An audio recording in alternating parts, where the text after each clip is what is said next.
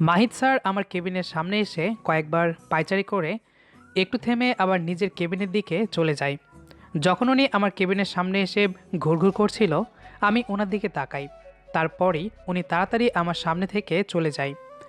একটু পর আবার আসে, আমি আবার তাকাই। উনি ভেতরে চলে যায়।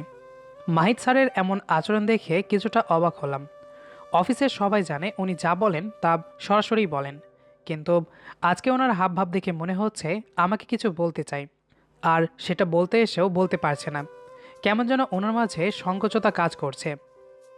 আমি নিজের কেবিনে বসে কম্পিউটারে কাজ করতে ব্যস্ত হলাম। কিছু সময় পর অফিসের পিয়ন এসে বলে, তানভীর ভাই, স্যার আপনাকে ডাকে। কেন? জানি না, বললো আপনাকে পাঠিয়ে দিতে। আচ্ছা। আমি একটু ভয় পেলাম। সচরাচর উনি কখনো পিয়ন পাঠিয়ে ডাকেন না। উনি নিজের সামনে এসে যার প্রয়োজন তাকে ডেকে নিয়ে যাবেন। আমি একটু ঘাবড়ে গেলাম। আমি কাজে এমন ভুল করেছি কি না মনে পড়ছে না, কিন্তু কেমন একটা ভয় কাজ করছে আমার মাঝে। আমি কয়েক মিনিট পর ওনার কেবিনে যেয়ে বললাম, বসবো স্যার? বসো। অনুমতির কি আছে? অফিসে বসদের সামনে অনুমতি ছাড়া বসাটা বেয়াদবের পর্যায়ে পড়ে। যতই বসার অনুমতি না নিতে বললেও অনুমতি নিয়ে বসতে হয়, এতে করে তারা একটু ভালো চোখে দেখে। আমি চেয়ারে বসে চারিদিকে তাকালাম। স্যার টেবিলে থাকা চুনাপাথরের তৈরি ওই যে কাগজ চাপা দিয়ে রাখে যে বস্তুটা, মানে ফ্যানের বাতাসে যেন কাগজ উড়ে না যায় সেজন্য যে জিনিসটা চাপা দিয়ে রাখে, ওটা ধরে টেবিলে ঘোরাতে লাগলো। আমি বললাম, স্যার আপনি আমাকে ডেকেছেন? হুম আসলে তানভীর, উনি একটু থামলেন। আমি প্রস্তুত হলাম হয়তো বাজে কিছু শুনবো বলে। নিজেকে যথাসম্ভব শান্ত রেখে বললাম, আপনি বলুন স্যার। আসলে তানভীর, নীলা বাসা থেকে পালিয়েছে। নীলা পালিয়েছে? উনি কিছু বলল না, স্থির হয়ে বসে রইলেন। আমিও ঠিক কি জিজ্ঞাসা করব বুঝতে পারছি না। নীলা হলো স্যারের ছোট মেয়ে। মাহিদ স্যারের দুই মেয়ে, আফরাত আর নীলা। আফরাত স্যারের বড় মেয়ে, প্রচণ্ড বিলাসিতা প্রবণ। আর নীলা খুব সাধারণ সুমিষ্টভাষী, ছোট হলেও প্রচণ্ড ম্যাচিউর একটা মেয়ে। আর সে কিনা বাসা থেকে পালাবে? অবাক হয়েছি, কারণ নীলার তো প্রেমিক নেই। তাহলে সে পালিয়ে কোথায় গিয়েছে? আমি একটু সাহস নিয়ে স্যারকে বললাম, ও কেন পালিয়েছে? ওর মা ওকে বিয়ে দেওয়ার জন্য বলেছিল। যেদিন দেখতে আসবে তার আগেই সে পালিয়ে যায়। ওহ, তা কোথায় আছে খবর পেয়েছেন? সে কোথায় পালিয়েছে আমরা সবাই জানি, এবং আনতে গিয়েছিলাম, কিন্তু সে আসবে না। আমি বোকা দৃষ্টিতে স্যারের দিকে তাকালাম। ওনার চোখে মুখে অন্যরকম একটা চিন্তার ছাপ দেখতে পাচ্ছি আমি। নীলাকে আমি ভালো করে চিনি, আফরাতের মাধ্যমে পরিচয়। ও এমন পালাবে তা হয়তো আমি কেন, ওর বাড়ি কেউ আন্দাজ করেনি। কিন্তু কিন্তু সে বাসায় আসবে না কেন? বিয়ে দেবে বলে? আমি ঠিক এই প্রশ্নটা স্যারকে করব, তখনই তিনি বললেন, সে আসবে না, কারণ আমরা তাকে নিতে গেলে সে কখনো আসবে না বলেছে। তাহলে? সে বলেছে তানভীর না নিতে আসলে আমি যাব না। আমি অবাক হলাম। নীলা আমার নাম কেন বলল? কি আজব! আমি না গেলে সে আসবে না কেন? বিয়েতে সে রাজি না, ঠিক আছে, সেজন্য বাড়ি থেকে চলে গিয়েছে। কিন্তু আমি না গেলে সে বাড়িতে কেন ফিরে আসবে না? আমি হিসাবটা ঠিক মেলাতে পারছি না। স্যারের দিকে তাকালাম। আমার ওপর রাগী দৃষ্টিতে চেয়ে নেই। অনুভব করলাম আমার মাঝেই সব কিছু গোলমেলে লাগছে। তানভীর, সকাল থেকে তোমাকে এই কথাটা বলার জন্য অনেকবার তোমার সামনে গিয়েছিলাম। তুমি প্লিজ নীলাকে ফিরিয়ে আনো। কিন্তু আমি কেন? প্রশ্নটা আমরা সবাই তাকে করেছিলাম, কিন্তু সে কখনো উত্তর দেয়নি। বারবার বলেছে তানভীর না নিতে এলে আমি যাব না। যদি সে তাড়াতাড়ি না আসে নিজেকে মেরে ফেলবো। আমার কেমন যেন মাথা ঘুরতে থাকে। আমি ঠিক বুঝলাম না নীলা এমন বিহেভ কেন করছে। অবশ্য কিছু জটিলতা তো আছেই, কিন্তু আমার যতদূর মনে পড়ে নীলা তো সেই জটিলতার মধ্যে পড়বে না। আমি বললাম, কোথায় আছে ও? ওর মামার বাড়ি। ঠিকানাটা আমি পিয়নকে দিয়ে তোমার কাছে পাঠাচ্ছি। আজকে তুমি ওকে ফিরিয়ে আনবে। আমি বসা থেকে উঠে দাঁড়ালাম। কিছু না বলে স্যারের কেবিন থেকে বেরিয়ে আসি। মাহিদ স্যারের সাথে আমার বেশ ভালো রকমের খাতির হয়ে যায় অফিসে জয়েন করার পর থেকেই। কাজের ফাঁকে দুজনে ব্রেক নিয়ে বসে বসে গল্প করতাম। এভাবে কয়েকদিন যাওয়ার পর লক্ষ্য করি স্যার কেমন যেন চুপচাপ হয়ে থাকে, যেন হাসিটাও তিনি জোর করে দিতেন। আমি বললাম, স্যার কি হয়েছে আপনার? তেমন কিছু না। আমি আর কিছু জিজ্ঞাসা করিনি। উনি হয়তো বলতে চাচ্ছিলেন না, এজন্য আর জানতে চাওয়ার সাহস দেখায়নি। আমি যখন চলে আসতে যাব উনি আমাকে ডেকে বলে, তানভীর, আমার বড় মেয়ে আফরাতকে তো চেনো? জি স্যার, আপনি বলেছিলেন। ওর রিসেন্টলি রিলেশন ব্রেকআপ হয়েছে, আর ও সুসাইড অ্যাটেম্প নিয়ে এখন হসপিটালে। আজ সকালে বাসায় এনেছি। কিছুই খায় না, পাগলামো করে খুব। বিষয়টা নিয়ে খুব চিন্তিত। এত বেশি পরিমাণে পাগলামো শুরু করেছিল, আমি না পেরে সাইকিয়াট্রিস্ট দেখিয়েছিলাম। কিন্তু তারাও পাগলামোটা ঠিক করতে পারেনি। স্যার কথাগুলো বলে জোরে একটা নিঃশ্বাস নিলেন। আমি কিছুই বললাম না। আপাতত সান্ত্বনা দেওয়ার মতো কিছুই খুঁজে পাচ্ছি না। ওনার কেবিন থেকে বেরিয়ে নিজের কেবিনে এসে বসে থাকি। কলেজ বা ভার্সিটিতে থাকাকালীন ভালোবাসা জিনিসটার ওপর আমার কেমন যেন বিরক্ত লাগতো। বন্ধুদের প্রেমের ব্যর্থতা দেখে আর কখনো ইচ্ছে করেনি কারোর সাথে ভালোবাসায় জড়াই। বন্ধুরা পাগলামো করতো আর আমি তাদেরকে বুঝিয়ে মোটিভেট করে ঠিক করতাম। এভাবেই ভার্সিটি লাইফ শেষ হয়।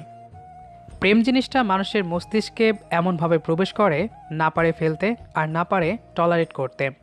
ভালোবাসাতে কষ্ট নেই, কষ্ট হয় যখন এ পাশের মানুষটা ও পাশের মানুষটাকে নিজের মতো করে যখন পায় না, তখনই কষ্ট হয়। বন্ধুদের পাগলামোগুলো থামাতাম। তাই কী ভেবে মনে হলো আফরাতকেও আমি হয়তো এখান থেকে বের করতে পারবো। স্যারের কাছে যেয়ে বললাম, স্যার কিছু মনে না করলে আমি কি আফরাতের সাথে কথা বলতে পারি? তুমি পারবে?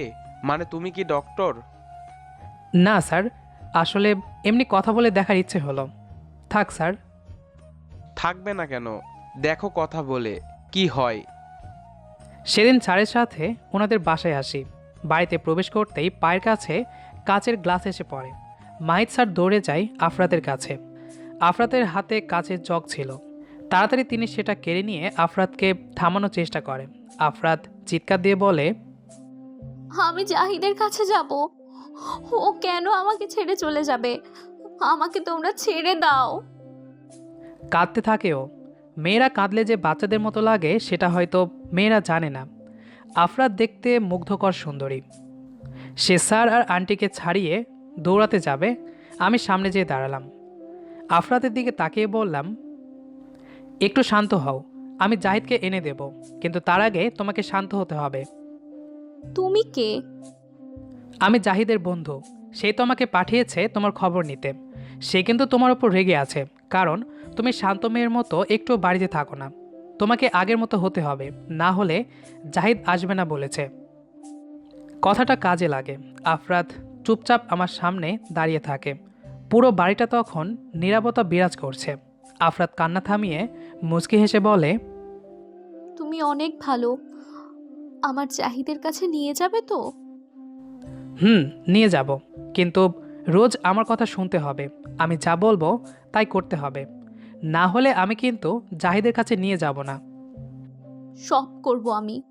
বলো না কি করব? আগে ফ্রেশ হয়ে নাও, তারপর খেতে হবে।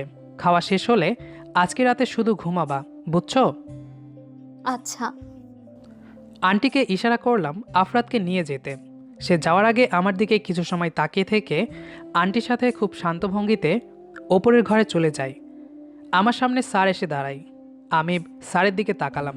তিনি বললেন, তুমি তো দারুণ কাজ করলে, কিন্তু তুমি জাহিদের বন্ধু, আমাকে কেন বলনি? আমি জাহিদকে চিনি না, আফরাতকে শান্ত করার জন্য এটা বললাম। জাহিদের চিন্তা মাথা থেকে সরানোর জন্য আপাতত ওকে চুপ করাতে হবে। আস্তে আস্তে ওকে স্বাভাবিক করে তুলব। ধন্যবাদ তানভীর। স্যার ওপরে চলে যায়। আমি ঘুরে চলে আসব, দেখি কিছুটা দূরে একটা মেয়ে দাঁড়িয়ে আছে। আমার দিকে তাকিয়ে আছে ও। আফরাতের মতোই প্রায় দেখতে, তবে মেয়েটার চেহারাতে মাদকতা মিশ্রিত বেশি। আমি একবার তাকিয়ে চোখ সরিয়ে নিলাম, হয়তো এটাই মাহিত স্যারের ছোট মেয়ে নীলা। আমি আবারও একবার তাকালাম। মেয়েটা আমার দিকে তাকিয়ে দৌড়ে ভেতরে চলে গেল। আমি আর না দাঁড়িয়ে স্যারের বাড়ি থেকে বের হলাম। তানভীর ভাই, স্যার আপনাকে এই কাগজটি দিতে বলল। আমি মাথাটা উঁচু করে তাকালাম। পিয়ন এসে কেবিনের সামনে দাঁড়িয়েছে। হাতে একটা ছোট কাগজ। নীলার মামার বাড়ির ঠিকানা। এতক্ষণ বসে বসে নীলার কথাগুলো ভাবছিলাম। হাতে কাগজটা নিয়ে আবারও চেয়ারে বসলাম। বিকেল হয়ে গেছে। স্যার আমাকে 2 ঘন্টা আগেই ছুটি দিয়ে দিল। আমি অফিস থেকে বের হয়ে রিকশাতে উঠলাম। উদ্দেশ্য নীলার মামার বাড়ি। স্যার সেদিনের পর থেকে আমাকে অফিস শেষে রোজ সাদের বাড়িতে নিয়ে যেতেন। আফরাতের সাথে ছাদে দাঁড়িয়ে দাঁড়িয়ে কথা বলতাম। আফরাতের সাথে বন্ধুত্ব তৈরি করি, কারণ তাকে পাগলামো থেকে ফিরিয়ে আনার জন্য একটা বন্ধু দরকার। আফরাতের থেকে শুনে জাহিদ অন্য একটা মেয়েকে ভালোবাসতো, ওদের ব্রেকআপ হয়ে যায়। তখন অনলাইনে আমার সাথেই জাহিদ কথা বলতো। জাহিদ আগের রিলেশনের ব্যাপারে আমাকে কখনো বলেনি। জাহিদ এই শহরেই থাকে, আমরা কয়েকবার দেখাও করি। ছেলেটাকে আমার অন্যরকম মনে হয়েছিল। কখন যে ভালোবেসে ফেলেছিলাম বুঝতে পারিনি।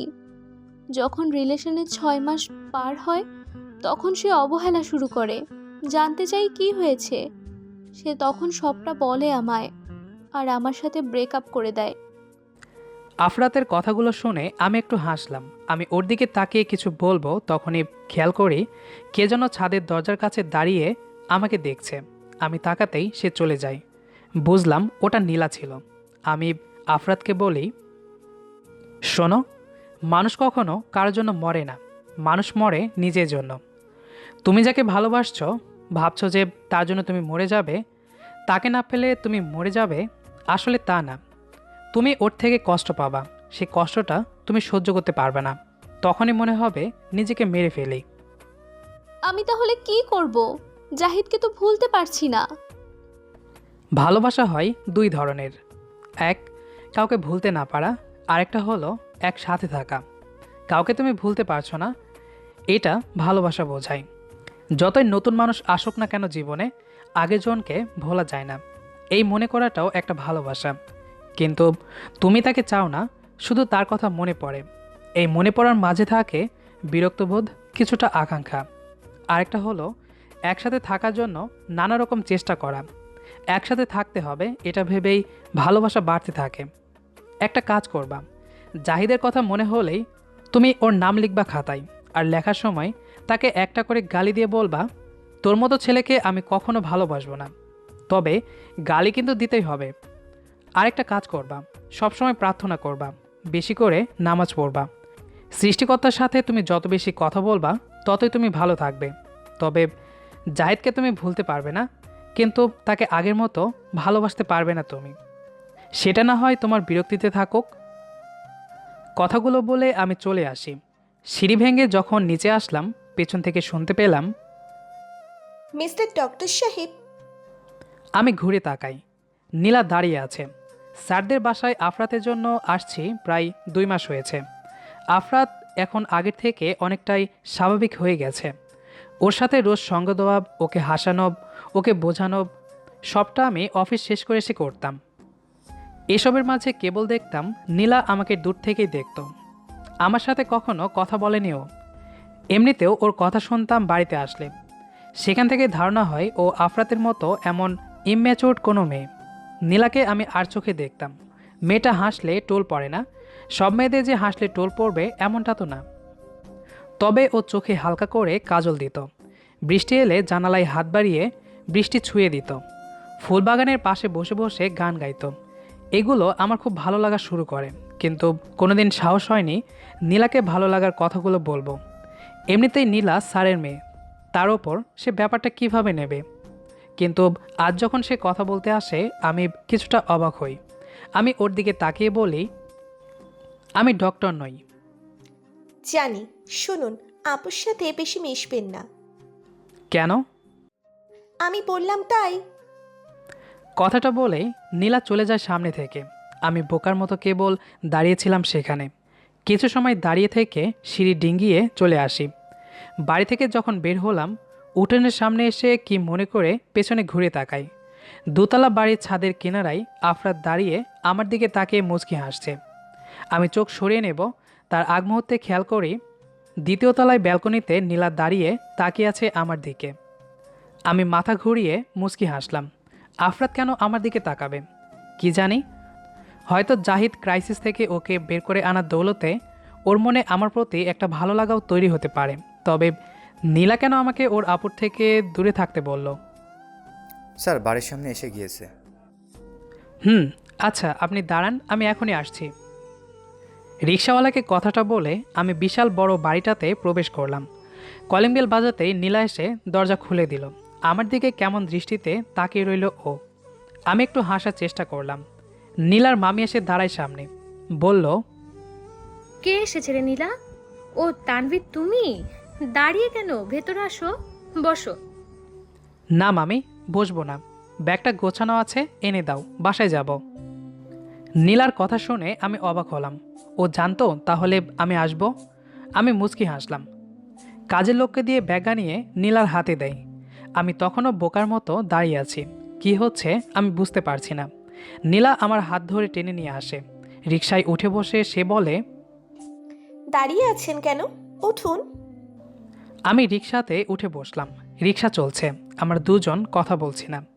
আমার কেমন যেন ভয় করছে নীলার এমন আচরণ দেখে। ওদের বাসায় যাওয়াটা কমিয়ে দিতে থাকি, কারণ আফরাত এখন পুরোপুরিভাবে স্বাভাবিক হয়ে গেছে।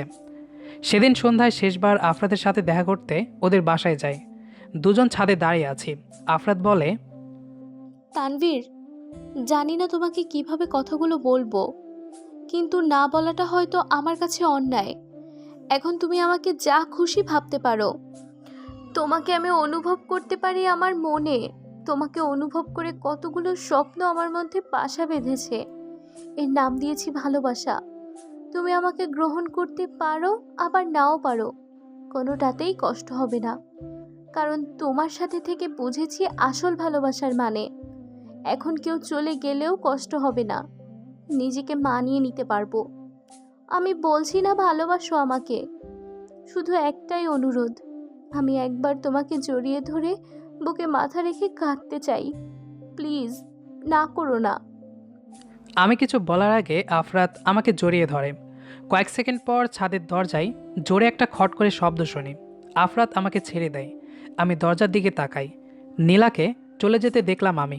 হয়তো সে দরজায় লাথি দিয়ে চলে গেছে, এজন্য শব্দটা হলো। আমি দৌড়ে আসলাম সেখান থেকে। নীলা চলে যাচ্ছে। আমি পেছন থেকে ওর হাতটা ধরি। আমার দিকে তাকিয়ে থেকে বলে, আপনাকে বলেছিলাম আপুর থেকে দূরে থাকতে, কিন্তু আপনি শোনেননি। আপনাদের মাঝে কখনো আসবো না। ভালো থাকবেন, আর দয়া করে আপনি আমাদের বাড়িতে আসবেন না আর। আমার থেকে হাত ছাড়িয়ে নিয়ে নীলা চলে যায়। আমি হতভম্ব হয়ে দাঁড়িয়ে থাকি। কি হলো এটা? নীলা কি তবে আমাকে ভালোবাসে? প্রথম প্রথম নীলাকে আমি আমার আশেপাশে দেখতাম না। মাসখানেক পর খেয়াল করি সে আমার দিকে তাকাচ্ছে। এরপর আর সাদদের বাসায় যাইনি আমি। আফরাত ফোন দেয়নি কখনো। কি জানি কি হয়েছিল এরপর। আমাকে কেন নিতে এসেছেন? রিক্সা চলছে তার আপন গতিতে। আমি আর নীলা প্রথমবার এত কাছাকাছি বসলাম। ওর গা থেকে মেয়েলি বডি স্প্রের গন্ধ অনুভব করতে পারছি। নীলা কখন যে চুল ছেড়ে দিয়েছে খেয়াল করিনি আমি। কিছু চুল অবাধ্য হয়ে আমার মুখের উপর এসে পড়ছে। শ্যাম্পু করা চুলের ঘ্রাণ আমার নাকে আসতে থাকে। আমি কিছুটা সরে এসে বললাম, স্যার বলেছে নিতে আসতে। ও, স্যার বলেছে তাই না? নামুন আপনি, আমি আবার চলে যাচ্ছি। না মানে আমিও চাইছিলাম আপনাকে নিতে আসি। কেন? নীলার প্রশ্নগুলো আমার কাছে কেমন উদ্ভট লাগছে। অচেনা সংকোচতা এসে ভর করছে আমার। লজ্জার সাথে সামান্য ভয় পাচ্ছি আমি। কিছু বলতে যাব এমন সময় ফোনটা বেজে ওঠে আমার। তাকিয়ে দেখি আফরাতের ফোন। রিসিভ করলাম। তানভীর, নীলা তোমাকে ভালোবাসে। তোমার সাথে কাটানোর সবটা সময় আর কথাগুলো নীলাকে বলতাম। সে বারবার তোমার কথা জিজ্ঞাসা করত। আমি জানতে চাইতাম সে তোমাকে পছন্দ করে কিনা, কিন্তু সে না করে দিয়েছিল। তাই আমি সেদিন ইচ্ছে করেই তোমাকে জড়িয়ে ধরি, কারণ আমি জানতাম নীলা রোজ লুকিয়ে আমাদের দেখে। সেদিন ওর ব্যবহারে বুঝে যাই ও তোমাকে ভালোবাসে। তাই কয়েকদিন আগে ওকে দেখতে আসার নাটকটা করি আমরা সবাই। আমি নীলা আর তোমার কথাটা বাসায় বলেছিলাম। আসলে সেদিন ওকে নয়, আমাকে দেখতে আসে বাবার পছন্দ করা ছেলে, আর তার সাথে আমার বিয়েটাও ঠিক হয়ে গেছে। নীলাকে মিথ্যে বলতেই সে বাসা থেকে পালিয়ে যায়। আসলে সে বিয়ে না করার জন্য পালায়নি, আমাকে তোমার সাথে ওভাবে দেখা, তোমাকে ভালোবাসা এসবের জন্যই পালিয়েছে। Best of luck. ফোনটা কেটে গেল। নীলার দিকে তাকালাম। ওর মুখে এখন এক চিলতে হাসি রেখা টের পাচ্ছি আমি ওর দিকে তাকিয়ে রইলাম। কিছু সময় পর নীলা আমার চোখের সামনে তুড়ি বাজিয়ে বলে, মিস্টার লাভ ডক্টর, বাড়ির সামনে এসে গিয়েছি, নামুন। তাকিয়ে দেখি স্যারদের বাড়ির সামনে এসে দাঁড়িয়েছি। রিক্সা থেকে নামলাম। রিক্সাওয়ালাকে ইশারায় বললাম না চলে যেতে। নীলা আমার মুখের দিকে তাকিয়ে আছে। চলে যাওয়ার আগে সে বলল, কিছু বলবেন আমাকে? কি বলবো? কিছুই বলেননি? আচ্ছা তাহলে যান, বাসায় যান, বাই। কথাটা বলে ও চলে যাবে আমি ডাক দিলাম। ও গেটের সামনে যেয়ে থেমে ঘুরে দাঁড়ালো। আমি বললাম, কিছু বলবো। জি বলুন। নীলা, তুমি কি আমার বিতাড়িত অনুভবের তারণ্যে একচিলতে অলস বিকেলের নরম রোদ হবে? গরম পিঠা আমার পেটে তুলে দেওয়ার সঙ্গী হবে? ভাত নেব না, তবুও তুমি জোর করে ভাত বেড়ে দিয়ে বলবে আর একটু ভাত নাও। এটা বলার জন্য তোমাকে চাই। তোমার ওড়নাতে সকালে মুখ ধোয়ার পর পানিটা মোছার জন্য তোমাকে চাই। বলো না, তুমি কি আমার অশ্বারোহী নয়, বরং এক ঝিরঝিরে বৃষ্টির প্রমোদনায় হাত ছুঁয়ে দেওয়ার মতো ভালোবাসবে? নীলা অবাক দৃষ্টিতে তাকিয়ে রইল। আমি নিজেই অবাক হলাম। আমি কি বলছি এগুলো? এরকম করে কখনো কাউকে বলবো ভাবতেই পারিনি। মেয়েদের থেকে দূরে থাকা ছেলেটা এভাবে ভালোবেসে ফেলবো কখনো টেরই পেলাম না। নীলা আমার কাছে এসে দাঁড়ায়। কিছু বোঝার আগেই আমার বাম গালে চুমু দিয়ে দৌড়ে গেটের কাছে যেয়ে বলে, তুমি কি আমার বর হবে? নীলা আর দাঁড়ায়নি, সে চলে যায়। আমি মুচকি হেসে দাঁড়িয়ে রইলাম সেখানে। ঘুরে চলে আসব, নীলাদের বাড়ির দিকে তাকালাম। দেখি 2 তলার ব্যালকনিতে আফরাত দাঁড়িয়ে আছে। হলদে আলোতে স্পষ্ট দেখতে পেলাম ওর চোখে পানি জমে আছে। আমি তাকাতেই সে ভেতরে চলে যায়। আমি জোরে একটা শ্বাস নিলাম। রিকশাতে উঠে বসতেই ফোন বাজতে থাকে। Unknown number. রিসিভ করলাম। ওপাশ থেকে শুনলাম, এই যে মিস্টার ফিবি, আমি নীলা। ভিবি মানে? ভবিষ্যৎ বর। ও। আমাদের কথা চলতে থাকে। এ যেন এক ভালোবাসার নতুন অধ্যায়। বকুলের মালা শুকাবে, রেখে দেব তার সুরভি, দিন গিয়ে রাতে লুকাবে, মুছো না কো আমারই ছবি, আমি মিনতি করে গেলাম, তুমি চোখের আড়াল হও, কাছে কি বা দূরে রও, মনে রেখো আমিও ছিলাম, এই মন তোমাকে দিলাম। তো যাই হোক, গল্পটি এ পর্যন্তই। আমাদের আজকের গল্পটি আপনার কাছে কেমন লেগেছে সেটি অবশ্যই কমেন্ট করে জানাবেন। আর ভিডিওটি যদি ভালো লেগে থাকে তাহলে অবশ্যই বন্ধুদের সাথে শেয়ার করবেন। দেখা হবে আবারও নতুন কোনো গল্প নিয়ে। সে পর্যন্ত আমাদের সাথেই থাকবেন। ধন্যবাদ সবাইকে।